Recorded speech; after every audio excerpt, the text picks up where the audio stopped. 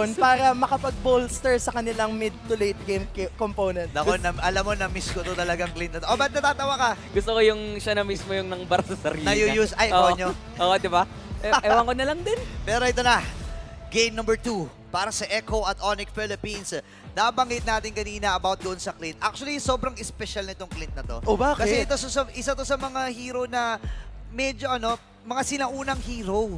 Di ba bukod sa Layla, sa Mia, and Clint. Naabutan mo ba yung... Naabutan ka, actually naabutan Yung ko. panahon na parang Claude pa yung ultimate ng Clint. Sabi kasi nung dalawang bisita natin kanina, di ba? Naglalaro sila ever since Simula, kaya malamang sa malamang, alam na alam nila itong Clint at debut para sa Onyx Philippines. Iba ang ilalatag nito. Actually, may nagsasabi sa akin na ito daw Clint, parang may kahawig din sa Bruno eh. Bakit? I mean, sa early game damage. Oo.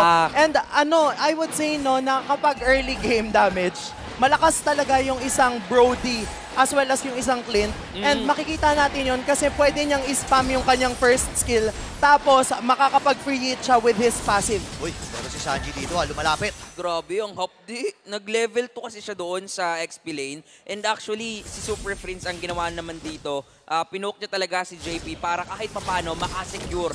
Kahit onting energy shield, Sanji na force yung kanyang purify. Si JP ang magiging target nila because of the healing, makakatagal at makakalayo, mabubuhay pa rin naman dito ang mga miyembro ng Echo. Hinga muna, no? And makikita natin, tino mo si Sanji, fini-freeze niya yung mismong lane niya para yung wave malapit sa kanila. Isa sa mga micro skills na dapat matutunan ng mga nag-RG dyan. So manood kayo ngayon mga RG boys. Oo, maganda talaga yung ginagawa dito ni Sanji kasi alam niya na nalugi na sila in terms of that first rotation, mostly because of the fact that they were able to proc agad yung kanilang purify spells against the heroes of Onyx. Kasi nga naman, sobrang crowd control centric na mga ito, kagaya ng nangyayari ngayon. Dinalunan nila doon na JP ay babagsak. Super Prince ang makakakuha ng first blood. Minadali ka agad. May mga pagluluto ka agad na kumbaga, sa pagluluto, hawak-hawak na niya yung mga ingredients Unti-unti na niyang napupuno yung mga ingredients dito at unang turtle ng ating game ay open na.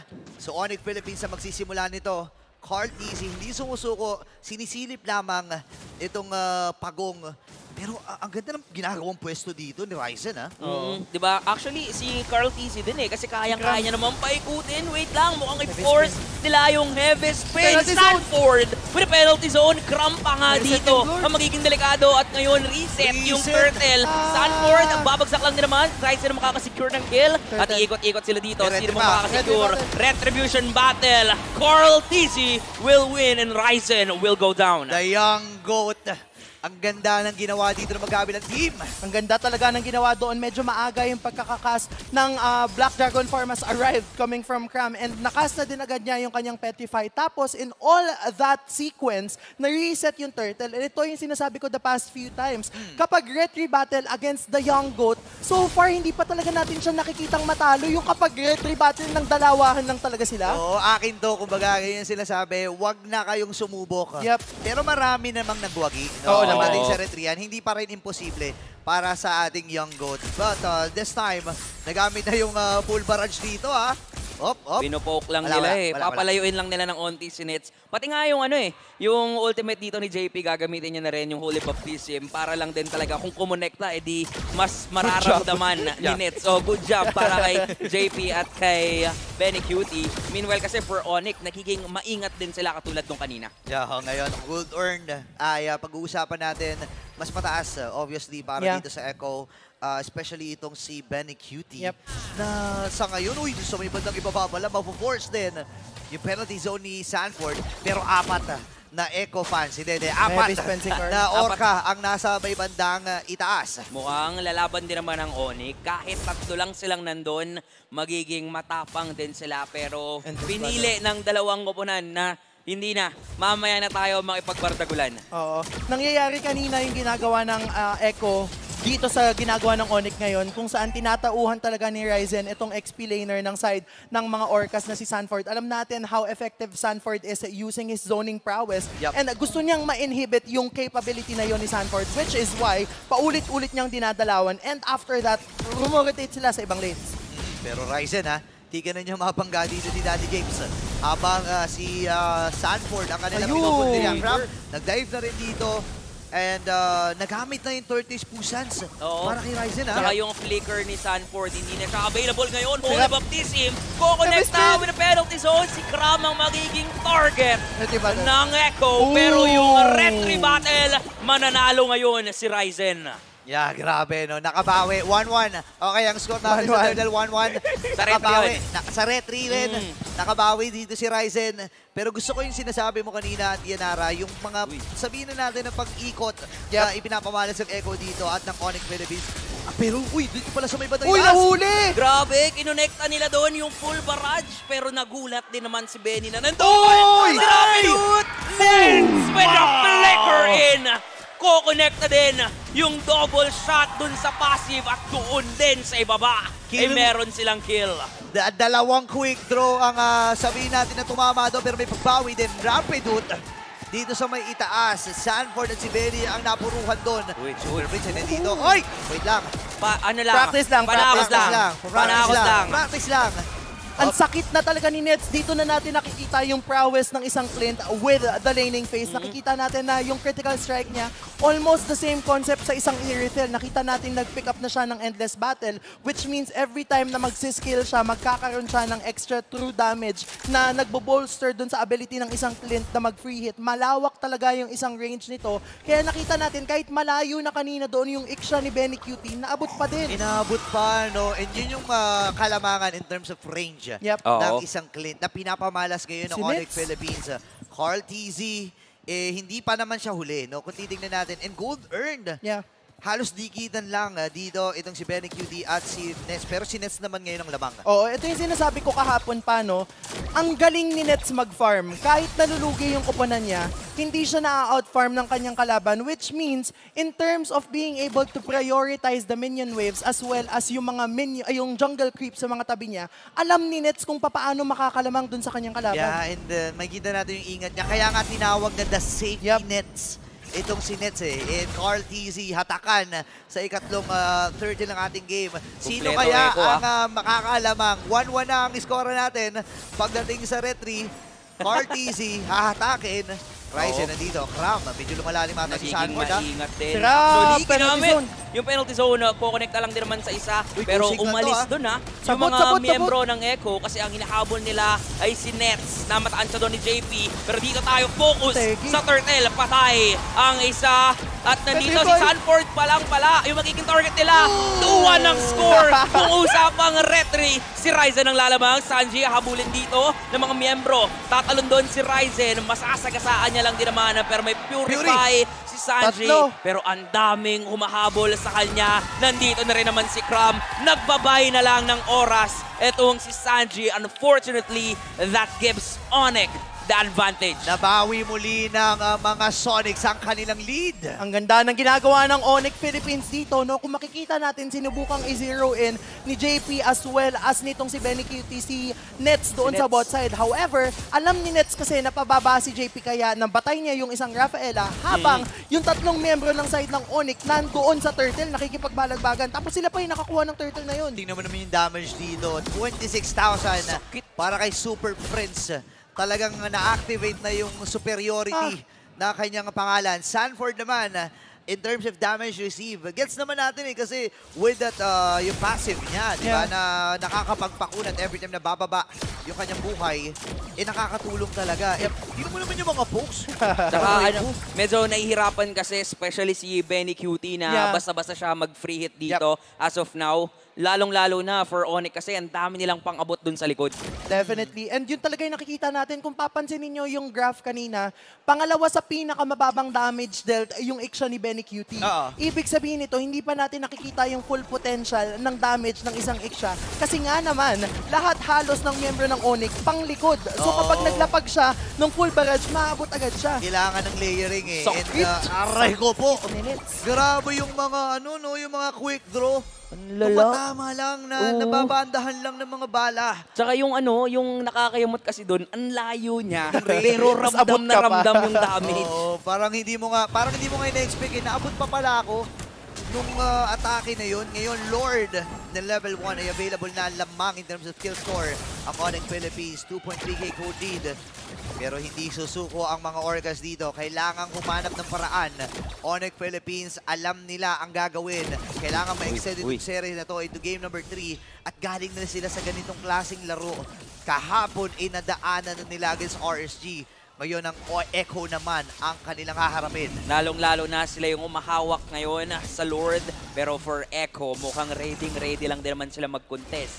Minamata nila kung nasaan ba nakapwesto ang mga miyembro ng Sonics. Meanwhile, si Rapidut, nag-aantay lang din naman siya ng setup. 2-1 yung laban when it comes to Turtle, pero iba na ulit yung usapan kapag ka Lord na nandito na. Lamang si Carl sa level. Tatabla ba? Tatabla ba? Eh, tama, level 12 dito si Cortez. Rapidut, reset ang itatawag dito ng Onyx. Uy. Body stuff. Wala, Aray ano ba? ko. Nagiging pasensyoso pa ang dalawang koponan. Nakikita natin dito na umaamba-amba lang pero hindi naman nila i-go. Akit muna si Benny rito, ha? Ang ganda ng slow push ng Echo towards that top lane. Kaya naman makakapush doon si Benny Cutie and mapipilitang umangat yung isang side ng Echo, Onyx rather. Otherwise, mapupush yung top lane nila. Kasi nga naman, dalawa yatang main lanes ng minion yung nandyan. Oo nga eh. Nakalamang talaga. Top lane ay mababasag.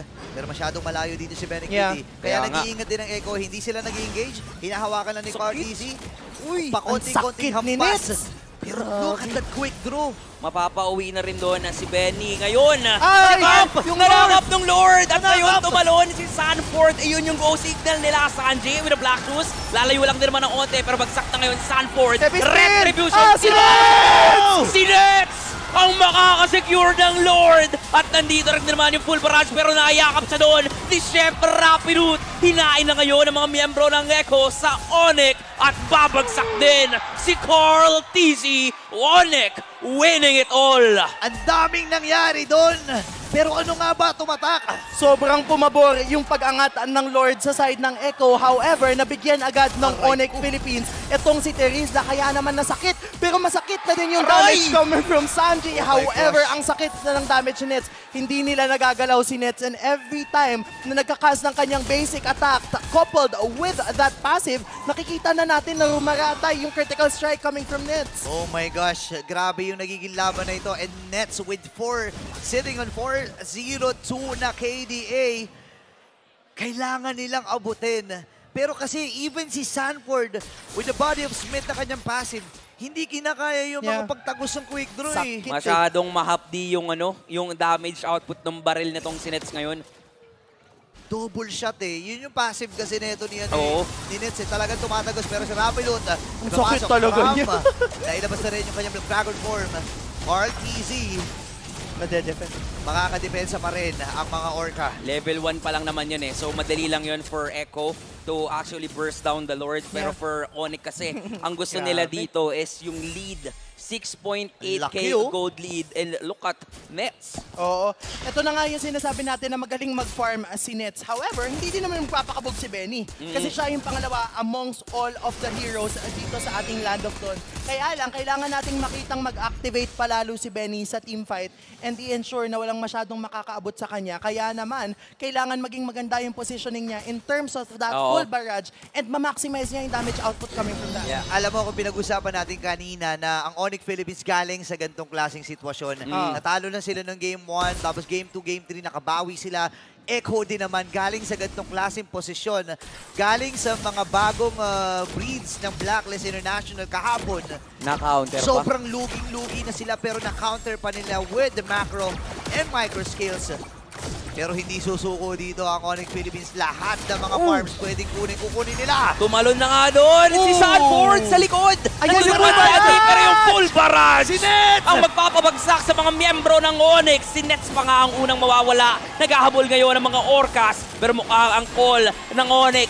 Back away na lang muna. Pero for Echo, itutuloy nila sa gitna. Torres sa gitna ang magiging puntirya dito ng mga Orcas.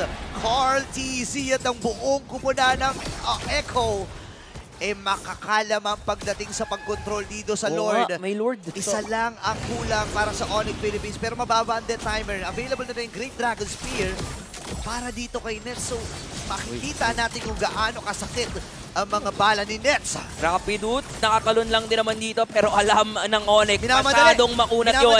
Minamadali nila kasi wala naman na din si Nets. Buhay na siya ngayon, aabot pa kaya si Nets dito sa Lord? Kasi kung usapang retribution, kung usapang pag-secure lang din naman, 3-1. nandito naman yung 10K. dalawang retribution holder. Benny Full Cutie, barrage! nilapag na doon yung full barrage.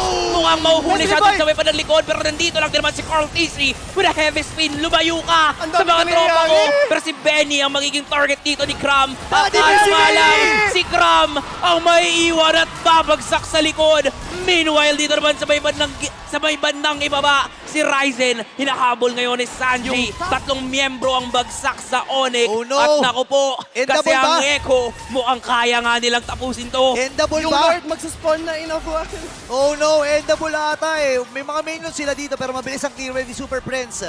Ngayon yung Torre lang sa may bandang ita. 10 seconds, ang kanilang puntirya. Retry nagamit din. Andun yung mga Sakit. folks. Ang sakit na ng damage Sanji. Endable ba? Mukhang endable nga yata. Endable. Napagamit na nung doon ng Black Shoes, Super Buhay Freeze na si para Nets. makalayo. Buhay na si Nets ngayon. Madedepensa pa ba Si ng Raptor. Onyx? At mukhang si Ryzen, magiging delikado lang din naman yung buhay Never niya. pa yata. At mukhang mag-end na nga ba kasi yung full barrage ilalapag na. Pero Aray! nandun, hinahabol nila. Yung target ay nasa likod. Wala si Nets Sanford. mukhang madedepensahan lang din naman. At ang Onyx, Defable. pumupuso pa rin sa laban. Nakakahinga pa ang mga Sonics. 4v5 kasi yung nangyari. Tapos it just turned out na buhay yung mga tatlong miyembro ng side ng Onyx Philippines. Ang ganda ng wave clear coming from Super Princess Lilia. And that's really what we would expect coming from a Lilia. Kasi nga naman, yung gloom niya at this point in time, nagiging unlimited na. Almost parang 50% na yata yung nagiging cooldown. Oo nga eh. Kasi alam natin pag maximum na level na ng isang Lilia base doon sa buff na naibigay sa kanya. 50% reduction para sa mga sumasabog na Angry Looms. And yun yung kailangan samantalahin ng Onyx Philippines. Echo ngayon ang may hawak ng lead. 1.3k gold lead at ubus ang lahat ng mga base ng Onyx Philippines. Ganito yung sinasabi mo kanina, di ba? Kung ang Onyx, sanay na sila maging behind when it comes to the series. Echo, nakikita natin yung mga single plays na ginagawa nila para mabalik yung lead papunta sa side nila. Gantong-ganto din yung ginawa nila kontra sa Blacklist kahapon. Oh, actually, ang laki ng kalamangan na para mga nasa 6k ata yung gold lead. Kahapon. Pero hindi dito rin sa laban na to. Oo. Pero isang mabilis na flip lang yung bote. Kumbaga parang hinagis lang, okay, kami nanalo. So, 1.5k gold lead kagad ang kanilang nakuha dito. Nagbabuy time na sila or nag-freeze na sila ng mga lanes. 30 seconds bago mabuhay yung next na Lord ng ating game. Pangatlong Lord ng ating laban. Pero Onyx Philippines, buhay pa rin. Ang ganda. Ang dami nating aabangan, ha? Oo. Ang dami nga. Ba't natatawa ka, T? Ang funny na pagkakasabi mo, hindi, ngayon. Hindi, ngayon. Ngayon nga, eh. Kaya Nakita nga. ko kasi ngayon, eh. Oo. Ayan na nga. Oh, ngayon pero na nga. sige, Ante, ano yun? Wala. Dapat makapwesto yung parehas nating kupunan. Ayun nga yung nangyari kanina, no? Laging nagiging mas maganda yung pwesto coming from Echo kasi lagi nilang nasa-show yung weak lane natin. Yung weak lane, yun yung lane na wala yung Lord. And because of that, napipilitan yung side ng Onyx na mag-back, either mag-back or mag-full commit, pero at the expense of trading in a tower. And right now, wala namang nangyari. Equilibrium pa din. Tapos nagkakaroon lang Pantay. tayo ng pagkakapull. Tingnan mo ginagawa ni Carl TCO. Nagpapanggap lang siya na poste. Di ba, nakatayo lang yung Oo, nagpapanggap na nakatayo lang, nagpapanggap na pader nung turtle pit. Ay, Pero si Ang Ryzen low ganun na din ng naman eh. Lord. Uy, ang baba na, 13k, ang buhay ng Lord. Tingnan natin kasi feeling ko din talaga parang ito na yun eh. Conceal. Magsisimula na yata ang Onyx kasi may conceal play silang gagawin doon pero Super Friends. 10K, Wala 10K. siyang black shoes ngayon. Mukhang si Rapidut, ready lang naman tumalon. Kaso lang walang Ready, tinamaan. Ryzen! Ng Lord! That's gonna be the young goat! Para sa retribution na yan at Maipit iipit si na ngayon Ryzen. si Ryzen. Dadalihin para sa mga miyembro ng Orcas. Matiterify siya ngayon. Oh my Pagpapop gosh. yung immortality. Nandito lang din naman si Rapidut. Huhuli. Kaso Ay, nga lang napansin. bagsak na si Ryzen. At nandyan Full na naman barrage! yung full barrage na manggagaling kay Benny para pabagsakin. Itong si Super Prince ngayon si Cram Wipe ang out. matitira at Oh, mukhang no! mauubos. Kasi si Nets namatay sa taas. Oh no, ito na nga ata ang katapusan. Sumisigaw na ang mga orca. At ang streak ngayon ng Echo ang magpapatuloy kontra sa Onyx